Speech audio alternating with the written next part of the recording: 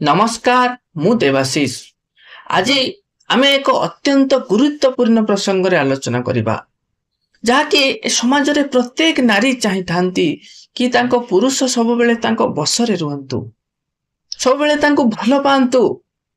एथि पई कि सब बेले से माने चिंतित रही थांती एवं केही केही तो निज स्वामी को बसीभूत करबा पई कि कोनोसी तंत्र मंत्र किबा गुणीगारडी रो मध्ये सहाय्य नै थांती। किंतु मु आज आपन को एमिति एक उपाय बतैबी जहाके द्रौपदी थरे निज सखी सत्यभामा को बतैथिले। एही उपाय को जदि केही भी नारी निज जीवन रे अवलंबन करि पारुचंती तबे अवश्य से निज स्वामी को बसरे रखि पारिबे, एथिरे कोनोसी संदेह नाही।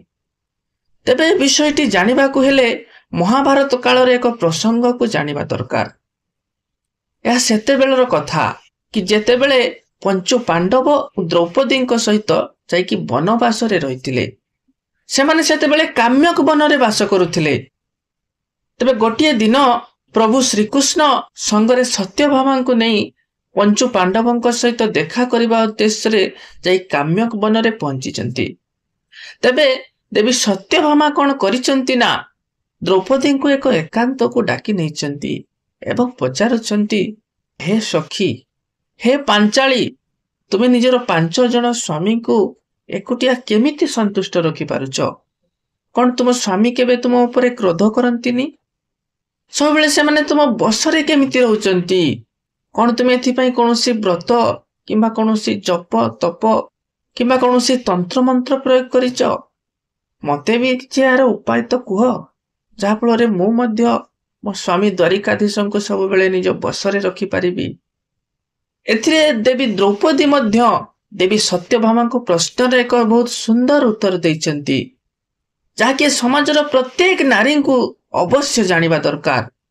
द्रौपदी कहउचंती कि हे सत्यभामा, तुमे कोनोसी दुष्टा स्त्री मानक भली काहेकि प्रश्न पचारुच? एमिति प्रश्न तुम मुहरे शोभा पाउनी। देखो, जेते बेले कोनोसी पुरुषों को एक कथा जना पड़े ना कि तांको स्त्री तांको बसीभूत करबा पई कि तंत्र मंत्र प्रयोग करूची, तबे से निज पत्नी को एमिति डरी थाए जेमति कि लोके निज घरे रहउतबा कोनोसी सर्प को डरी थांती। से पुरुष सब बेले चिंतित रही थांती मंत्र किंबा तंत्र बलरे पुरुष बस हेबे कि नाही सेटा तो एक अलगा प्रसंग, किंतु एथिरे बहुत असुविधा उपजी थाए। वशीकरण करबा उद्देश्य रे पत्नी माने किछि एमिति उपाय को अवलंबन करंती, अज्ञान अवसरे निज स्वामी को किछि एमिति जिनिस खोई दियंती जोंथिरे कि तांकर बहुत क्षति साधन होई थाए, किंबा कोनोसी असाध्य रोग रे पीड़ित होई जानती, अथवा केही केही तो पागल मध्य होई जानती, कि अंध बा कालो मध्य होई जानती। तथा दुष्ट लोक माने एमिति स्त्री लोकन को ठकी कि तांकटारो अर्थ हड़प कर दियंती, अजाणतरे तांको द्वारा निज स्वामी रो अपार क्षति करे दै थांती। जने स्त्री को ता स्वामी को कोनोसी क्षति किबा अप्रिय केबे न करबा उचित। हे सत्यभामा, महात्मा पांडव मोर जो कर्म पाई कि मो ऊपर प्रसन्न रुहंती, तुमको मध्य सेई सब कर्म विषय रे वर्णना करूची। मु अहंकार, काम वासना, क्रोध तथा दुष्ट भावना ठार दूर रे रहे, सदा पांडव तथा तांको परिवार को सेवा करुथाए, केबे किछि कर्म रे गर्व करेनी। मो स्वामी को इच्छा अनुसार की कर्म करे, केबे तांको ऊपर कोनोसी संदेह करे नाही एवं ना केबे तांको कोनोसी कटु कथा कहिची, केबे कोनोसी खराब स्थान किंबा खराब लोकंक संगरे बसे नाही, एवं एपरि दृष्टि रे मु काहाकु केबे देखि नाही जोंथिरे कि निंदित विचार आसी पारे। पांडवंक व्यतीत आउ अन्य कोनोसी पुरुषंक पई मो हृदय रे स्थान नाही। पांडव माने भजन न करिबा पूर्वरु मु केबे भजन करे नाही, सेमाने सोई जिबा परे कि मु शयन करे। एमिति कि घरर अन्य लोक तथा सेवक मानकर खाइबा पीबा पूर्वरु मु केबे भजन किंबा शयन करे नाही। मो स्वामी बाहरु काम सारी कि जेते बेले घर को आसंती, तेबे मु आगरे जाई कि तांकर स्वागत करि थाए, तांकु पाछोटी आनी कि बसिबा पई कि आसन देई थाए, हाथ गोड़ तथा मुह धोइबा पई कि पानी देई थाए, घरर समस्त जिनिस को सफा सुतरा रखि थाए, ଏବଂ ଯଥା ସମୟରେ ଭୋଜନ ପ୍ରସ୍ତୁତ କରିକି ତାଙ୍କୁ ପରସି ଦେଇଥାଏ। ଅନ୍ନ ବ୍ୟଞ୍ଜନ ସବୁ ଯଥା ସ୍ଥାନରେ ସଜାଡ଼ିକି ରଖିଥାଏ ତଥା ଖରାପ ଆଚରଣ କରୁଥିବା ତଥା ନିନ୍ଦିତ ସ୍ତ୍ରୀମାନଙ୍କ ପାଖକୁ କେବେ ଯାଏ ନାହିଁ ଅଥବା ସେମାନଙ୍କ ସହିତ କୌଣସି ମିତ୍ରତା ମଧ୍ୟ ରଖିନଥାଏ ଏବଂ କିଛି କାରଣ ନଥାଏ କି କେବେ ଅକାରଣରେ ମୁଁ ହସେ ନାହିଁ। ଘରୁ ବାହାରିକି ଅକାରଣରେ ଏଣେ ତେଣେ ବୁଲିବାକୁ ଯାଏନି। ମନରେ କ୍ରୋଧ ଉତ୍ପନ୍ନ ହେଉଥିବା ଅବସରକୁ ସବୁବେଳେ ଟାଳି ଦେଇଥାଏ। କୌଣସି କାର୍ଯ୍ୟରେ କି ସ୍ୱାମୀ ଯେବେ ବିଦେଶ ଯାଆନ୍ତି ତେବେ ଏହି ସମୟରେ ମୁଁ ପୁଷ୍ପମାଳା ସୁଗନ୍ଧ ଇତ୍ୟାଦିକୁ ପରିତ୍ୟାଗ କରିଦେଇଥାଏ ଏବଂ ମୋ ସ୍ୱାମୀ ଯେଉଁ ଖାଦ୍ୟକୁ ଖାଇବାକୁ ଚାହିଁ ନଥାନ୍ତି ମୁଁ ସେହି ସବୁ ପଦାର୍ଥକୁ ସଦା ତ୍ୟାଗ କରିଦେଇଥାଏ। ସ୍ୱାମୀଙ୍କ ପାଖକୁ ସବୁବେଳେ ପବିତ୍ର ହୋଇକି ସୁନ୍ଦର ସ୍ୱଚ୍ଛ ବସ୍ତ୍ର ପରିଧାନ ପୂର୍ବକ ସଦା ଉତ୍ତମ ଶୃଙ୍ଗାର ହେଇକି ଯାଇଥାଏ। ସ୍ୱାମୀଙ୍କର ପ୍ରିୟ ଏବଂ ହିତ ସାଧନ କରିବା ହିଁ ମୋର ବ୍ରତ। ମୋ ପୂଜନୀୟ ଶାଶୁ ନିଜ କୁଟୁମ୍ବମାନଙ୍କ ପ୍ରତି ଯେଉଁ କର୍ତ୍ତବ୍ୟ ମୋତେ ଶିଖେଇଛନ୍ତି ମୁଁ ତାହାର ସବୁବେଳେ ପାଳନ କରିଥାଏ।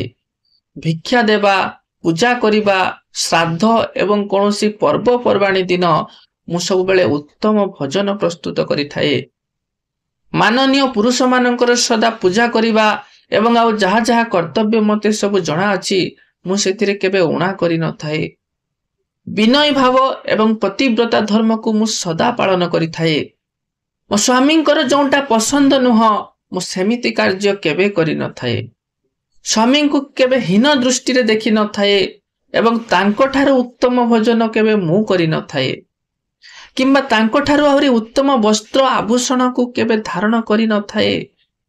ମୋ ଶାଶୁଙ୍କର କେବେ ନିନ୍ଦା କରିନଥାଏ, ସବୁବେଳେ ତାଙ୍କର ସେବା କରିଥାଏ। ପ୍ରତ୍ୟେକ କର୍ମକୁ ମନ ଲଗେଇକି ନିଷ୍ଠାର ସହିତ କରିଥାଏ ଏବଂ ବୟସ୍କ ଗୁରୁଜନମାନଙ୍କ ସେବାରେ ମଧ୍ୟ କିଛି ଊଣା ରଖିନଥାଏ। ମୋ ପୂଜନୀୟ ଶାଶୁଙ୍କୁ ସବୁବେଳେ ମୋ ନିଜ ହାତରେ ଭୋଜନ ପରସି ଦେଇଥାଏ। ତାଙ୍କର ସବୁ ପ୍ରକାର ସେବା କରିଥାଏ। କେବେ କିଛି ଏମିତି ବାକ୍ୟ କହି ନ ଦିଏ କି ଯାହା ତାଙ୍କୁ ଖରାପ ଲାଗିବ। ମହାରାଜାଙ୍କ ରାଜ୍ୟର ଆୟ ବ୍ୟୟର ବିବରଣ ମୋତେ ସବୁ ଜ୍ଞାତ ରହୁଥିଲା ଏବଂ ମୁଁ ସେସବୁର ହିସାବ ରଖୁଥିଲି। ପାଣ୍ଡବମାନେ ତ ନିଜ ରାଜ୍ୟ ଏବଂ କୁଟୁମ୍ବମାନଙ୍କର ଦେଖାରଖା କରିବାର କାର୍ଯ୍ୟ ମୋତେ ହିଁ ସମର୍ପଣ କରିଥିଲେ ଏବଂ ସେମାନେ ନିଶ୍ଚିତ ହୋଇକି ତାଙ୍କ ଧର୍ମ କର୍ମରେ ଲାଗି ରହୁଥିଲେ। ମୁଁ ଏସବୁ ଦିନ ରାତି ପରିଶ୍ରମ କରିକି ନିଜର ଦାୟିତ୍ୱ ତୁଲାଉଥିଲି। ଭୋକ ଶୋଷ ସବୁ ତ୍ୟାଗ କରିକି ସବୁବେଳେ ସ୍ୱାମୀ ସେବାରେ ଲାଗି ରହୁଥିଲି ଏବଂ ତାଙ୍କ ସେବା କରିବାରେ ମୋ ମନରେ କେବେ ଅରୁଚି ନଥିଲା।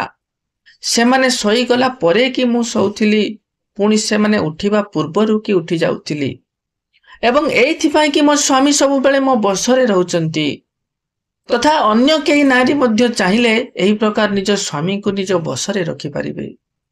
ଏତିକି ନିୟମକୁ ଯଦି କେହି ପାଳନ କରିପାରୁଛନ୍ତି ତେବେ ମୁଁ ନିଃସନ୍ଦେହରେ କହିବି ସେ କୌଣସି ବି ପୁରୁଷ ହୁଅନ୍ତୁ ନିଜ ନାରୀଙ୍କ ଅଧୀନରେ ରହିବା ପାଇଁ ବିବଶ ହୋଇଯିବେ। ସେ ତାଙ୍କର କେତେବେଳେ ବି ଅନାଦର କରିପାରିବେନି। ଏତିକି କଥା ଶୁଣିଲା ପରେ ସତ୍ୟଭାମା ନିଜର ଭୁଲ ବୁଝିପାରିଛନ୍ତି।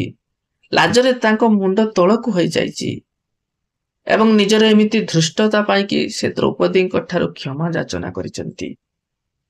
ଆଜ୍ଞା ମାନେ ଇଏ ହେଉଛି ପ୍ରକୃତ ବଶୀକରଣ ବିଦ୍ୟା। ଯିଏ ବି ଏହି ବିଦ୍ୟାକୁ ନିଜ ଘରେ ପ୍ରୟୋଗ କରିପାରୁଛନ୍ତି ନା, ଘର ତାଙ୍କର ସ୍ୱର୍ଗରେ ପରିଣତ ହୋଇଯିବ। ଏତିକି ବିଚାର ସହିତ ଆଜିର ଭିଡିଓଟିକୁ ଏଇଠି ଶେଷ କରୁଛି। ଯଦି ଭଲ ଲାଗିଥାଏ ନିଶ୍ଚିତ ଭାବରେ ଲାଇକ୍ କରିଦେବେ। ଏମିତି ଭିଡିଓ ଆହୁରି ଆଗକୁ ଦେଖିବା ପାଇଁ ଚାହୁଁଥିଲେ ଚ୍ୟାନେଲଟିକୁ ନିଶ୍ଚିତ ଭାବରେ ସବସ୍କ୍ରାଇବ କରି ରଖିବେ। ଜୟ ଜଗନ୍ନାଥ।